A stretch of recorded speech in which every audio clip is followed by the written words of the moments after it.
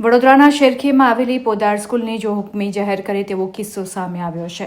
પોદાર સ્કૂલમાં ધોરણ 1માં ભણતા વિદ્યાર્થીના માતા પિતાએ તેનો યુનિફોર્મ શાળા દ્વારા સૂચિત વેબસાઇટની જગ્યાએ બીજી જગ્યાએથી ખરીદ્યું હતું, જેથી તેના પેન્ટ પર શાળાનો લોગો ન હતો. જે બાબતે વિદ્યાર્થીના વાલીને શાળામાં બોલાવવામાં આવ્યા હતા. તે પહેલા જ પીટીના ક્લાસમાંથી વિદ્યાર્થીને કાઢી મૂકવામાં આવ્યો હતો. આ ઘટના બાદ શાળાએ પહોંચેલા પેરેન્ટ્સ દ્વારા હોબાળો મચાવવામાં આવ્યો હતો. આ ઘટના અંગે ઓલ ગુજરાત વાલી મંડળના દીપક પાલકરને જાણ થતાં તેઓ પણ દોડી આવ્યા હતા. આ મામલે એક તબક્કે શાળાના પ્રિન્સિપાલને પણ મીડિયા સમક્ષ જવાબ આપતા ફાંફા પડી ગયા હતા. આખરે શાળા મેનેજમેન્ટ અને વાલીએ સમાધાનકારી વલણ અપનાવતા મામલો થાળે પડ્યો હતો. વાલીએ શાળા સંચાલકો પર આક્ષેપ મૂકતા જણાવ્યું કે મારા બાળકને પીટીના પીરિયડમાંથી કાઢી મૂકવામાં આવ્યો હતો, જે અંગે અમે શાળા મેનેજમેન્ટને રજૂઆત કરી ત્યારે તેમણે ઉદ્ધતાઈપૂર્વક કહ્યું કે શાળાની પોલિસી છે, જો તમને વાંધો હોય તો શાળા બદલી નાખો. અમે આ મામલે જિલ્લા शिक्षण अधिकारी की कचेरी પણ फरियाद करी है. मेरा जो था इशू जो लोगों की वजह से पैंट और इसकी वजह से बाहर निकाला था, उसके लिए टीचर ने भी सॉरी बोला है, रिटर्न व्हाट्सएप पे किया. आपने डीओ को ये सब बताया था? हाँ, डीओ को बताया. अब આમ લો ભાઈ, આમનું શું કે આપણે રજૂઆત તમને સર એ બાબતે સમાધાન એમ થઈ ગયું છે, એટલે આજનો વિષય છે નહીં સર. ના પણ સમાધાન થઈ ગયું છે. આવી રીતે કદાચ કોઈ શિક્ષક બોલ્યા હશે તો માફીનામું આપ્યું છે. માફીનામું આપ્યું છે. શાળા માફી માંગી. શાળાએ માફી માંગીએ. તમારી ફરજ તો આવે સાહેબ. હાજી સર. તમે DO શું કાર્યવાહી નહીં કરશે? સર. તમે મિસગાઈડ કરી ગયા છો. કચેરી શું કાર્યવાહી કરશે? મિસગાઈડ કરી ગયા છો. તમે શું બોલી ગયા છો? તમારી કાર્યવાહી શું બને સાહેબ? કેમ બોલી રહ્યા છો? તમારી તમે મિસગાઈડ સર આજે કોઈ સ્ટેટમેન્ટ સર, આવશે please. બદલાય છે. સર સમાધાન તમારું થઈ એમનું ગયું સમાધાન એ છે સર. તમે મિસગાઈડ કરી રહ્યા છો બધા. નહીં સર, નહીં સર. તમે સમાધાન કરાવવા આવ્યા છો, તમારી કાર્યવાહી શું? મારી વાત સાંભળો. નહીં હશે.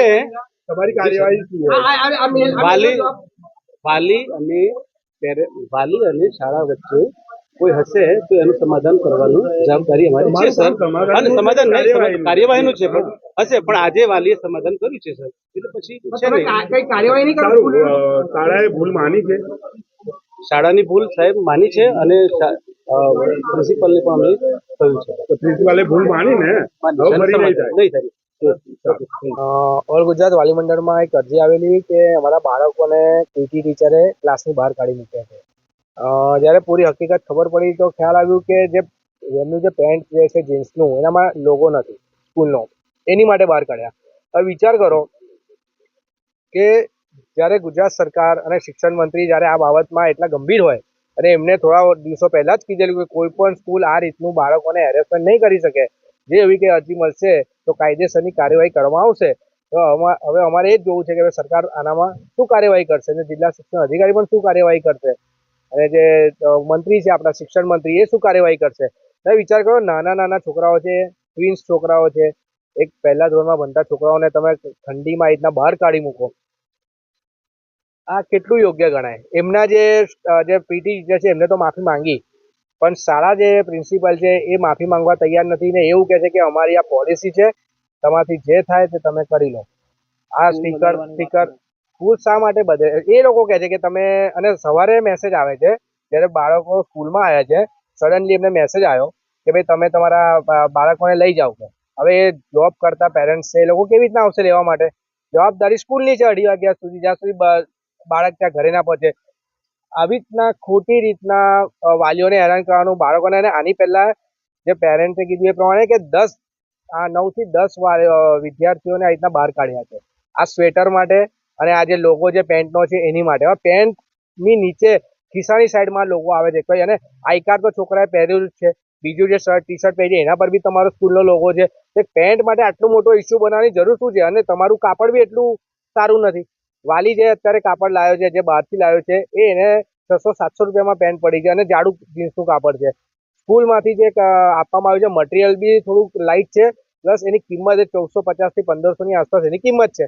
તો વાલીને જે સસ્તું પડે ત્યાંથી લેવાનો છે. અને તમને વધારે તમારા લોકોની એટલી ચિંતા હોય તો એક લોગો પેરેન્ટ્સને અવેલેબલ કરો, પેરેન્ટ્સ જાતે ટેલર પાસેથી કરાવી દેશે. શા માટે તમે આ રીતના તમે તમારા જ વેન્ડર પાસેથી ખરીદવા માટે આગ્રહ કરો છો? એટલે આનામાં સ્પષ્ટ દેખાય છે કે આ શાળા સંચાલકોના કમિશનો, આ લોકોના કમિશનનો સેટ જ હોય છે. આ જાહેર થઈ ગયું છે. જિલ્લા શિક્ષણ અધિકારીએ તો વિચાર કરો, પેરેન્ટે તો ગયા મહિને ફરિયાદ કરેલી હતી આ જ બાબતે, પણ હજુ સુધી જિલ્લા શિક્ષણ અધિકારીથી કોઈ એમને સંતોષકારક જવાબ આવ્યો નથી. જો જિલ્લા શિક્ષણ અધિકારી એ ટાઈમે એક્શન લીધી હોત તો આજે આ દિવસ ના આવ્યો હોત, પણ એ દિવસે નથી લીધું એટલે આજે આ લોકોની દાદાગીરી વધી ગઈ અને આ લોકો આજે આપણે અહીંયા આવવું પડે.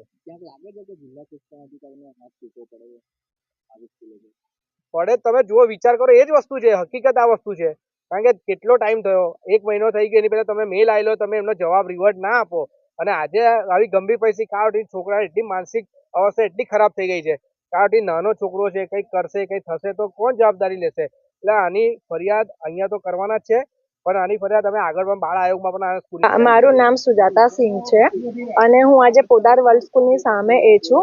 મેં ગઈકાલે પ્રિન્સિપલ મેડમ સાથે રજૂઆત કરવા માટે આવી હતી કે મારા છોકરાને તમે આજે સ્કૂલમાં ક્લાસમાંથી બહાર કાઢી મૂક્યો પીઈ ટીચરે, અને ફક્ત રીઝન એટલું જ હતું કે એના જીન્સ ઉપર એ લોગો નહોતો, બાકી સેમ એનું યુનિફોર્મનું જીન્સ છે જે કેટલા વખત સમયથી તે પહેરીને આવે પણ છે એવું છે. અને છતાં તમે 8 સ્ટુડન્ટને કાઢીને મૂક્યા. મેં કીધું 6 વર્ષનું બાળક છે જેને મેન્ટલી હેરેસમેન્ટ થયું. તે બાળક મને રડતા રડતા રાતે કહ્યું કે તે સ્કૂલમાંથી કપડાં કેમ નથી ખરીદતી, અમને લોકોને સ્કૂલમાંથી વળે છે એના માટે.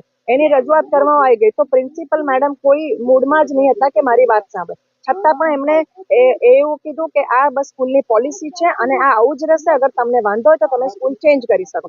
તો મેં એમને કીધું કે આ તમારો વે નથી, હું આજે સ્કૂલની ફી ભરું છું તો મારો રાઇટ છે જાણવાનો, મને એ છે. તો મને કહે છે કે ના, you are the bad person, you are not good person, બધું. તો આજે કન્ટિન્યુઅસ તમે મને એ કર્યા કરો. તો મેં કીધું કે હા, મારે ગુડ પેરેન્ટ્સ નથી બનવું, તમે મારા પ્રોબ્લેમનું સોલ્યુશન કરો. તો કે બસ આ આવું જ થશે અને આમાં આ જ થશે. મેં કીધું સારું, તો પછી તમે આવું જ મને કરશો તો હું કોકનો તો સપોર્ટ લઉં, કારણ કે મારે પ્રોબ્લેમનું સોલ્યુશન. મેં કીધું તમે તમારા પીઈને બોલાવો અને તમે એ કરો, તમે એમને પૂછો કે તમે આવું કેમ કર્યું. અને જ્યારે તમારી પાસે ફોન નંબર છે તો તમે ફોન કરીને પેરેન્ટ્સને બોલાવો. તમે 8 માસૂમ બચ્ચાઓને બહાર કેવી રીતે 45 મિનિટ સુધી બહાર કાઢીને ઊભા રાખ્યા?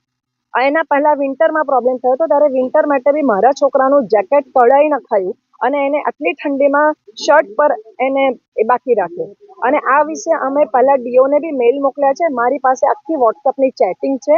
એ સ્કૂલનું યુનિફોર્મ જે પહેરીને જાય છે એ પણ પેન્ટ છે અને વિધાઉટ પેન્ટ જે હોય શું. ફક્ત આ વર્ષે અમે પેન્ટ એમની પાસેથી નહીં ખરીદ્યું હતું, કારણ કે અમે બીજા 2-4 પેરેન્ટ્સે કીધું કે એની ગુડ ક્વોલિટી નથી અને એ પેન્ટ 150 રૂપિયાનું પડે છે, જે મેં મોલમાંથી 700 રૂપિયામાં ખરીદ્યું. તો મેં ટીચરને કીધું કે મેડમ સેમ જ જીન્સનું પેન્ટ છે, શું પ્રોબ્લેમ છે? તો કે મને ના, અમારું વેલ સ્ટીચેડ આવે છે. તો મેં કીધું તમે કેટલા સમયથી પહેરીને આવે છે? તો પછી તમે ડે 1 ના, અને તમે પેરેન્ટ્સ સાથે તમે ફોન નંબર 8 જગ્યાએ લખાવ્યા છે, તો તમે ફોન નંબર યુઝ કરો પેરેન્ટ્સનો. તમે આજે છોકરાને કયા કારણસર તમે બહાર કાઢી મૂકો? એ લોકોએ કીધું કે અમે તમારી સ્કૂલમાં નહીં રાખીએ. મને ધમકી આપી છે કે અગર તમે રિટર્નમાં માફી નહીં માગી તો અમે તમારા છોકરાઓને સ્કૂલમાં બંધ કરાવી દઈશું. અને આજે સવારથી મને એની માટે જ ફોન આવે છે. મેં ફોન રિસીવ નથી કર્યા 2 કોઓર્ડિનેટરના, પણ મારા હસબન્ડ પર એના ફોન આવ્યા અને એમણે એ જ કીધું કે બસ તમે તમારા છોકરાઓને આવીને લઈ જાઓ. તો અમે કીધું એક વખત અમે છોકરાઓને સ્કૂલમાં મોકલ્યા છે, એમનો જે છૂટવાનો ટાઈમ હોય એ ટાઈમે અમે એ કરીશું. તમે અગર કેવી રીતે સર્ટિફિકેટ તમે મને આજે મેં ઘણી બધી હાયર ઓથોરિટી સાથે વાત કરી કે મેડમ મારી કંઈ ભૂલ હોય તો મને સમજા, મને માફી માંગવામાં વાંધો નથી, પણ મારો જે રાઈટ છે, હું ખાલી રજૂઆત કરવા ગઈ હતી. એમાં આજે મેં તમારી જે રજૂઆત તમારું ખોટું છે મેં તમને બતાવ્યું, મેં એની સામે આંગળી ચીંધી, તો તમે મારા પર આક્ષેપ કરો છો કે તમે ગુડ પેરેન્ટ્સ નથી, તમે મેનર્સ નથી. યુનિફોર્મ ફક્ત ઓનલાઈન મળે છે એમનો, અને એ કમ્પલસરી અમારે ઓનલાઈન જ ખરીદવાનો હોય છે એવું છે. હવે એની અમારે શોર્ટ્સ, ગરમીમાં શોર્ટ્સ હોય છે, બરાબર. જ્યારે અમારે 2 થી 3 વખત આની માટે એટલે ઇસ્યુ હતો કે એક વખત વિન્ટર જેકેટમાં, અને એના પહેલા જ્યારે ચોમાસામાં મચ્છર ને બધું ના કરડે ત્યારે અમે બધા વાલીઓએ મળીને એવી રીતના નક્કી કર્યું કે આપણે પેન્ટ્સ પહેરાવીએ. તો અમને કીધું કે અમે મચ્છર પ્રીમાઇસીસમાં અમે રેગ્યુલર કે મચ્છર માટે એ કરીએ છીએ બધું, અને ત્યારથી હજી સુધી વિન્ટર છે એટલે પેન્ટ પહેરાવીએ છીએ. 1 મહિનાનો સવાલ છે, પછી તો અમે શોર્ટ્સ પર જ આવી જશે. તો આજે હું 1 મહિના માટે પાછું એ પેન્ટ કેમ ખરીદું? અને હું કહું છું કે મારું બાળક આજે ભણવામાં હોશિયાર છે, તમે ફોકસ સ્ટડી પર કરો. આજે એક સ્ટીકરના માટે થઈને જ છે, બાકી તો સેમ બ્લુ જીન્સ છે. તમે ઓલરેડી રોજ તમારું સીસીટીવી કેમેરામાં મને રોજના તમે જોઈ લો, તો પછી એ તો કેટલા મહિનાથી. હા, ડીઓ કચેરીમાં મારે મળવું છે. અને અમારા ઘણા બધા પેરેન્ટ્સ, પણ આજે બધા પેરેન્ટ્સ એટલે ડરી રહ્યા છે કારણ કે એમને ગઈકાલથી બધા પેરેન્ટ્સને એમણે સામેથી ફોન કરીને એવું કીધું છે કે તમારે કંઈ સોલ્વ કરવું હશે પ્રોબ્લેમ તો અમે સોલ્વ કરીશું, કારણ કે બીજા પેરેન્ટ મને સપોર્ટ ના કરે. પણ આમાં મને બીજા પેરેન્ટ્સના સપોર્ટની નહીં, જેને જે પ્રોબ્લેમ હોય એ પર્સનલી મને મારા છોકરાનું આ તમે ખોટું કર્યું છે આની માટે બધી મારી પાસે વિગતો છે. ફર્સ્ટમાં ભણે છે સાહેબ. અને આના પહેલા હું એમ કહું કે મારા છોકરાઓ 4 વર્ષ બીજી સ્કૂલમાં રહ્યા હતા. અમારે કોઈ દિવસ અગર અમે બેડ પેરેન્ટ્સ છીએ તો મને પહેલી બી કોઈ સ્કૂલમાંથી મારો કોઈ ક્રિમિનલ રેકોર્ડ નથી, મારા કશામાં કંઈ છે નહીં,